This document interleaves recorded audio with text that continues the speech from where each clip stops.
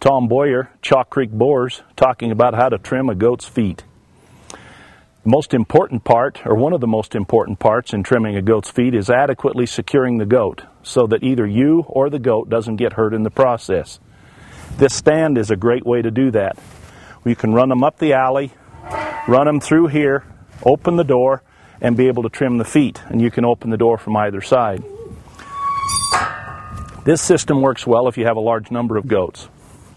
If you have only a few goats, then tie them to a fence and pick up their feet. Maybe someone there to help stabilize the goat, but you can do it by yourself also. On the back feet, straddle the goat and lean over the back, picking up the foot and squeezing the body together with your legs to secure it so that you or the animal doesn't get hurt. Then either use these kinds of hoof trimmers. These are an ARS brand that is very, very handy to trim goats' feet with. If you have large numbers of goats, then the air-powered ones are the way to go.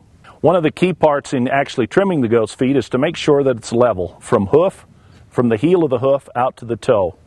So make sure it's level and there is no excess hoof on there on either the inside or the outside of the hoof.